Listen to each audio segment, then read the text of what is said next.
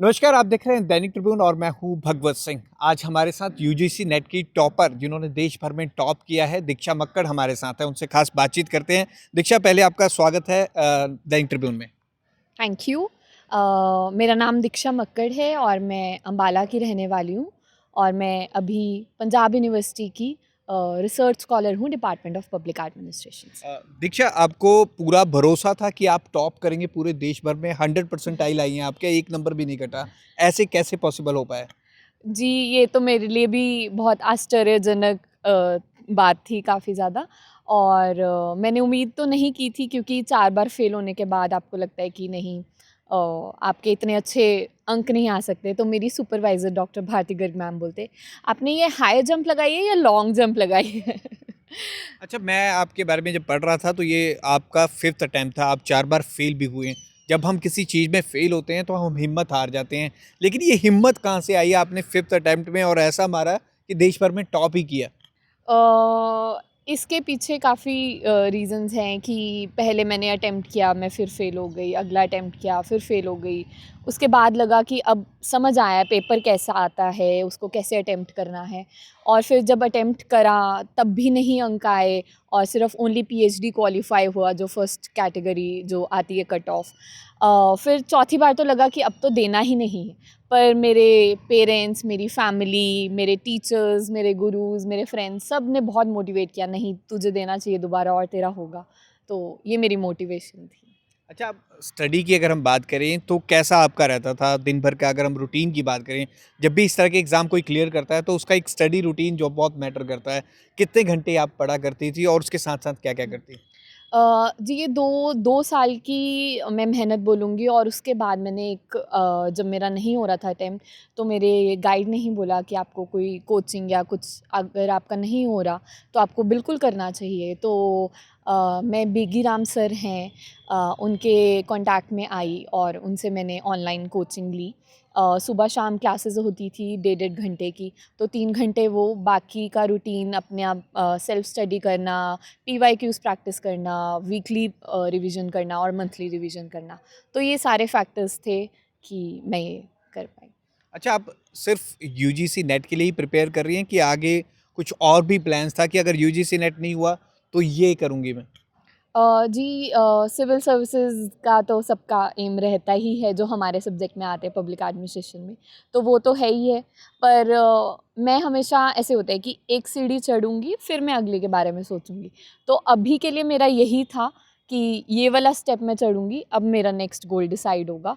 तो मुझे लगता है हमें सीढ़ी ऐसे 2 स्टेप अहेड नहीं चढ़ जाना चाहिए। एक-एक जब हम चढ़ते हैं तो कामयाबी अच्छे से हासिल होती है। दीक्षा, जब रिज़ल्ट आया, सबने आपको बताया भी होगा, आपको पता भी चल पाया होगा, तो आप बहुत सरप्राइज़ हुई थी, क्या आपका कैसा वो था? तो इसके पीछे भी एक स्टोरी है कि रिज़ल्ट आया शायद 4 की रात को और वो खुल नहीं रहा था और मैं पूरी रात जागती रही, जागती रही, जागती रही। तो फिर अगले दिन मेरा कुछ काम था तो मैं उठी और मैं वहाँ पहुँच गई।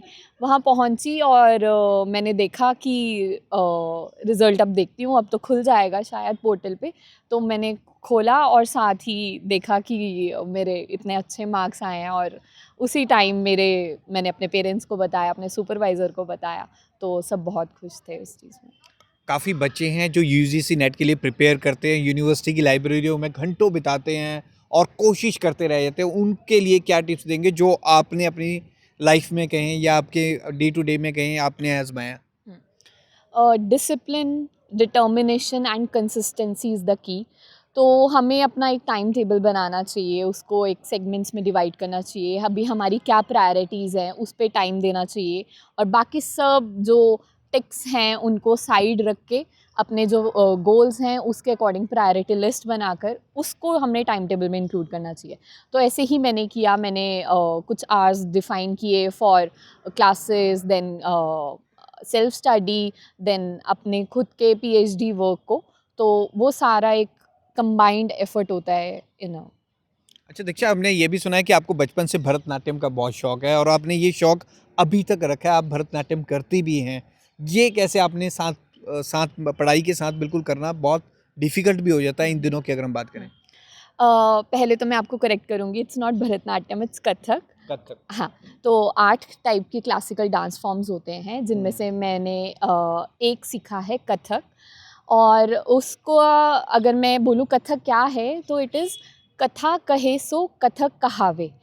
तो स्टोरी टेलिंग पे जब हम अपना डांस एक भक्ति के भाव से करते हैं, तो वो कथक है।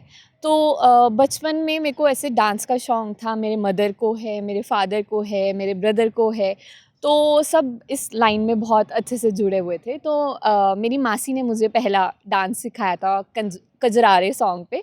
तो मैंने कहीं परफॉर्म किया, वहाँ पे ऑडियंस में से एक लेडी ने मम्मा को आके बोला, इसको आप कथक सिखाओ और ये बहुत उसमें अच्छा करेगी।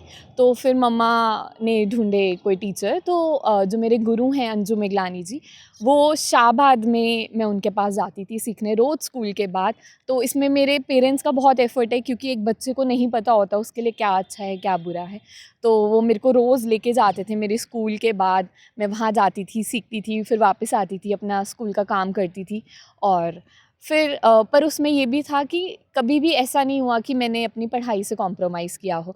तो डांस और उसका बैलेंस मेरे गुरु और मेरे पेरेंट्स सबने सिखाया। एक लास्ट क्वेश्चन, आपने 4 अटेम्प्ट दिए, जब आप फेल हुए तो अमूमन बच्चे डिप्रेशन में चले जाते हैं। इन दिनों एग्ज़ाम भी चल रहे हैं, बोर्ड के एग्ज़ाम आने वाले हैं। तो आप डिप्रेशन में नहीं गई, लेकिन आपने लड़ाई लड़ी और फर्स्ट रैंक हासिल किया। उन बच्चों को क्या कहना चाहेंगे जो प्रिपरेशन कर रहे हैं बोर्ड एग्ज़ाम की, जो छोटी-छोटी सी अगर हार से हम कहें, जो डिप्रेशन में चले जाते हैं? तो हम बोलते हैं ना, कभी हार नहीं माननी चाहिए। तो नेवर गिव अप, और अपने पे बस विश्वास रखो, अपने पेरेंट्स को देखो, वो लोग आपको इतने आपकी अपब्रिंगिंग कर रहे हैं, आपको पढ़ा रहे हैं। और कभी भी ऐसा थॉट आए तो एक बार उनको देखो, उनका चेहरा देखो। तो हमें कभी भी ऐसे डिप्रेशन, एंग्जायटी के बारे में नहीं सोचना चाहिए। स्ट्रेस एक ऐसा चीज़ है, सबको होती है लाइफ में। हम एग्ज़ाम देने जाते हैं, सुबह उठेंगे तो हमें ऐसे नर्वसनेस होगी, वो एक नेचुरल चीज़ है। बट हमें उसको अपने पे हावी नहीं होने देना है कभी भी। तो उसको कैसे बैलेंस करना है, मेंटेन करना है, उसके लिए आप कोई ना कोई ज़रूर एक्टिविटी करें। तो जैसे मुझे डांस ने एक मेरे को सैनिटी प्रोवाइड की, ऐसे ही आप कोई फ़िज़िकल एक्टिविटी, कोई डांस करें, स्पोर्ट्स करें, कोई भी एक एक्टिविटी अपनी लाइफ में ज़रूर करें, ताकि आप एक कामनेस के साथ अपने गोल्स को अचीव कर पाएँ। तो बिल्कुल, ये बात बिल्कुल इन्होंने सही कही। हम छोटी-छोटी हार से भी डिप्रेशन में चले जाते हैं। इन दिनों एग्ज़ाम भी चले हैं। एक बहुत अच्छा इन्होंने टिप्स दिया है कि कभी भी हार मत मानो। जब ये 4 बार अटेम्प्ट इनका फेल हुआ, लेकिन 5th अटेम्प्ट में इन्होंने पूरी तैयारी की और डिसिप्लिन के साथ तैयारी की, तो फर्स्ट रैंक भी हासिल किया। तो ये थी दीक्षा मक्कड़, जिन्होंने अपने सक्सेस मंत्र बताए हैं। अगर हम भी अपने जीवन में सभी स्टूडेंट उतारेंगे, तो हम भी अपने-अपने क्षेत्रों में फर्स्ट आ सकते हैं। द इंटरव्यू के लिए भगवत सिंह की रिपोर्ट।